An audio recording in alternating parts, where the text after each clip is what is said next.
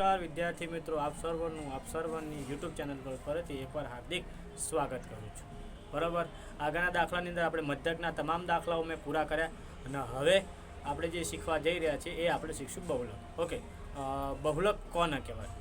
તો તમને 5-6 ધારો કે કોઈ સંખ્યાઓ આપેલી છે અને આ સંખ્યાઓનું જે સૌથી વધારે હોય એને આપણે કહેશું બહુલક. ઓકે, એને આપણે શું કહેશું? એને કહેશું આપણે બહુલક. પણ આપણે પરીક્ષાની અંદર બહુલક એવું પૂછાતું નથી. આપણે 10મા ધોરણ પ્રમાણે આપણે પરીક્ષાની અંદર જે બહુલક પૂછાયા એ સૂત્ર આધારિત હોય છે. ઓકે, તો બહુલકનું સૂત્ર કેવું હોય અને બહુલકના દાખલા કેવા પૂછાય જુઓ તમે. બહુલકની અંદર આવું આપેલું તમને, એક તો પરિવારોની જે સંખ્યા હોય વર્ગ આપેલા, બરાબર. વર્ગની અંદર જુઓ ધ્યાનથી 1 થી 3, 3 થી 5, 5 થી 7, 7 થી 9, 9 થી 11 આવી રીતે કોઈ વર્ગો આપેલા છે. અને બીજું તમને શું આપ્યું છે? નીચે તમને આવૃત્તિ આપેલી 7, 8, 2, 2, 1 આવી રીતે તમને શું આપેલું હોય છે? આવૃત્તિઓ આપેલી હોય છે. તો ઓકે, તો વર્ગ અને આવૃત્તિઓ આપેલી હોય અને વર્ગ અને આવૃત્તિના કારણથી જ આ સંપૂર્ણ દાખલો પૂર્ણ થશે. બરાબર, તો એનું સૂત્ર તમને આવડવું જોઈએ. સૂત્ર કેવું હોય જોજો. સૂત્ર એવું હોય કે z ઇઝ ઇક્વલ ટુ, જોજો બહુલકનું સૂત્ર એવું હોય, બહુલકનું સૂત્ર આવું હોય, બહુલક બરાબર, અહીંયા લખી નાખું, બહુલક બરાબર બહુલકને આપણે શું કહેશું? આપણે બહુલકને કહેશું સાહેબ આપણે z is equal to L plus કૌંસમાં f1 માઇનસ f0 ભાગ્યા 2f1 minus f0 minus f2 into h. આ શું છે? તો આ છે આપણું બહુલકનું સૂત્ર. ઓકે, જેની અંદર f1 એટલે શું, f0 એટલે શું, f2 એટલે શું, h એટલે શું, એ તમામ વસ્તુ હું તમને શીખવાડું. ધ્યાન આપજો. જોજો અહીંયા તમને શું આપેલું? તમને આપેલું હોય તો સૌપ્રથમ તમને આ દાખલા ગણતી વખત ગણવા માટે સૌપ્રથમ તમારે f1 ની કિંમત આવડવું જરૂરી. f1 એટલે શું? જોજો, f1 એટલે શું, f0 એટલે શું, f2 એટલે શું, h એટલે શું અને l એટલે શું, એટલું તમને વસ્તુ આવડી જાય એટલે તમને દરેકે તમામ વસ્તુ તમને આવડી જશે. ઓકે, જોજો સાહેબ, f1 એટલે શું? તો જોવાનું તમારે જોવાનું અંદર સૌથી મોટી જે સંખ્યા હોય ને એ તમારો f1 થઈ જશે. સૌથી મોટી સંખ્યા કઈ છે? આની અંદર સૌથી મોટી સંખ્યા કઈ છે? તો સૌથી મોટી સંખ્યા અહીંયા આપણો સાહેબ f8. તો 8 એ આપણું શું થઈ જશે? f1. સૌથી મોટી જે સંખ્યા હોય એ સૌથી મોટી સંખ્યા ન આપણે f1 તરીકે ઓળખીએ છીએ. તો સૌથી મોટી સંખ્યા કઈ? 8. સૌથી મોટી સંખ્યા કઈ? 8. તો સૌથી મોટી સંખ્યા કઈ? 8. તો 8 એ આપણું શું થઈ ગયું? 8 એ આપણું થઈ ગયો f1. ઓકે, તો f1 ની જે આગળની આવૃત્તિ હોય એને આપણે કહેશું f0. f1 ની આગળની જે આવૃત્તિ હોય એને આપણે કહેશું 0. ઓકે, તો એને કહેવાય f0. આ જે હોય એ આપણો f0 અને એની પાછળ હોય એ થઈ ગયો f2. આ તો સીધું યાદ રહી જાય, 0, 1 ને 2. એટલે 1 તમારે આવડતું હોય તો 1 ની આગળ જે હોય f0 હોય, 1 ની જે પાછળ હોય એવું હોય f2. તો તમે ત્રણ વસ્તુ તમને ખબર પડી જાય. f1 એટલે શું થાય, f0 એટલે શું થાય ને f2 એટલે શું થાય. f1 એટલે સૌથી મોટી સંખ્યા હોય f1. સૌથી મોટી સંખ્યા કઈ? તો સૌથી મોટી સંખ્યા કઈ? 8. તો 8 તમારું થઈ ગયો f1.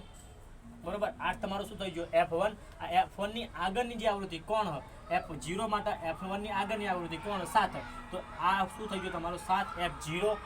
એના તરત પાછળની એ કઈ હ? 2. તો એ શું થઈ ગયું તમારું? f2 થઈ ગયું. બરોબર, આટલી વસ્તુ તમને ખબર પડી જાય છે. ઓકે, અને હવે તમારે h અને l વિશે સમજવાનું. h અને l વિશે કેવી રીતે સમજવાનું? h તો તમને આવડતું છે, આગળ મેં તમને શીખવાડ્યું કે h એટલે આ બંને વચ્ચે જે ગેપ રહ્યો, આ ગેપને આપણે શું કહેશું? h કહેશું. આ બંને વચ્ચેનો જે ગેપ રહ્યો, આ બંને વચ્ચેના ગેપને શું કહેશું? h. જો દરેક વખતે ગેપ હંમેશા સમાન જ હશે. જેમ કે 3 - 1, 3 માંથી 1 જાય એટલે કેટલા વધે? 2. તો આ આપણને શું મળ્યું? h. h કેવી રીતે મળ્યો? જોજો, h કેવી રીતે મળ્યો? આ બંને વચ્ચેનો જે ગેપ આપણે શોધ્યો, h બંને વચ્ચેનો ગેપ 3 - 1. આ 1 થી 3 વચ્ચે કેટલાનો ગેપ? 2 નો ગેપ.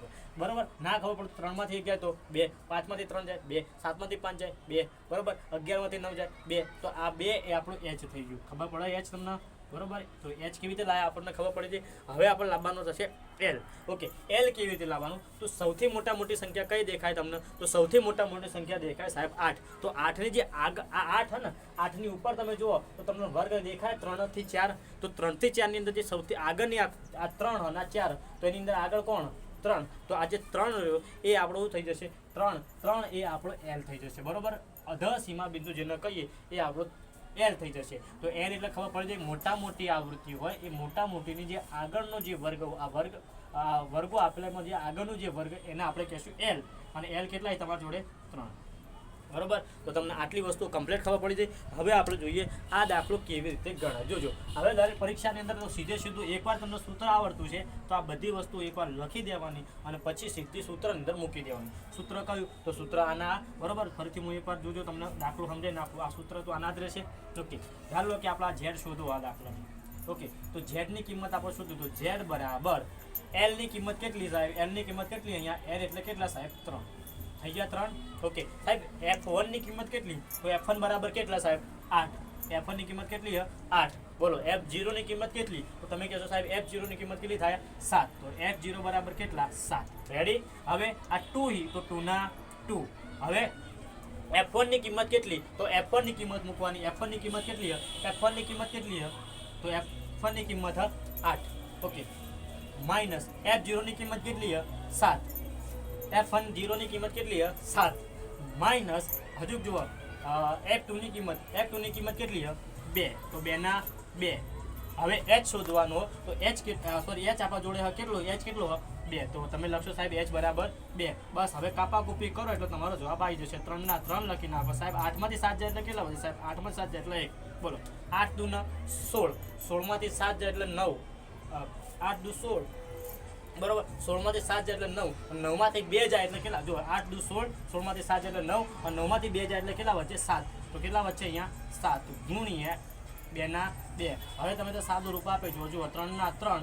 આ 2 નો ગુણાકાર કોના અંગત થશે? 1 અંગત. એટલે 2 એકા 2 આ 2 ભાગ્યા 7. હવે 2 ભાગ્યા 7 આપણે કરવું હોય તો જો સીધું 2 ભાગ્યા 7 કરો તો ભાગ નહીં ચાલતો એટલે 0. પાછળ લખી નાખો 7 દુ ની 14. કેટલા વધ્યા? 6.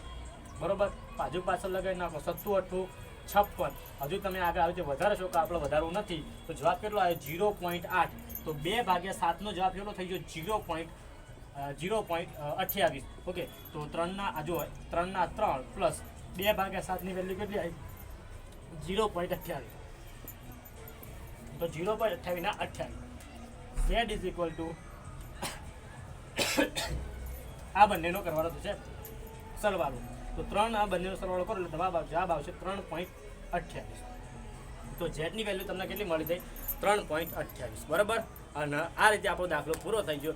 બહુલકની અંદર બીજી કોઈ વસ્તુ જાજી નથી, એકદમ સહેલો હોય. આવી રીતે તમે બધા દાખલા ટ્રાય કરશો એટલે તમને આવડી જશે. બરાબર. અને બહુલક પૂરો થઈ ગયો. હવે આવતીકાલે હું તમને મધ્યસ્થ વિશે સમજાય અને આ રીતે આપણા સેક્શન ડીના 2 પ્રશ્નો પૂરા થઈ જશે. એક દાખલો જે આપણને પ્રમેય પૂછાય એ મેં તમને શીખવા નાખ્યો, અને આવી આંકડાશાસ્ત્ર પણ પૂરું કરે. અને સંભાવના તો કદાચ તમને આવડતી છે, હું સંભાવના ઉપર એટલું બધું ફોકસ નહીં કરું, અને આવડતી છે તો સેક્શન ડી તમારો કમ્પ્લીટ થઈ ગયું છે. બરાબર. ચલો ઓકે. તો જય હિન્દ, જય ભારત, ભારત માતા કી જય. વિડીયોને લાઇક, શેર અને સબસ્ક્રાઈબ કરો અને બધી જગ્યાએ પહોંચાડો જેથી તમામ બોર્ડ એક્ઝામવાળાઓને અને બીજી એક્ઝામવાળાઓને ફાયદો થાય. બરાબર. આભાર. બોલા વાત બહુ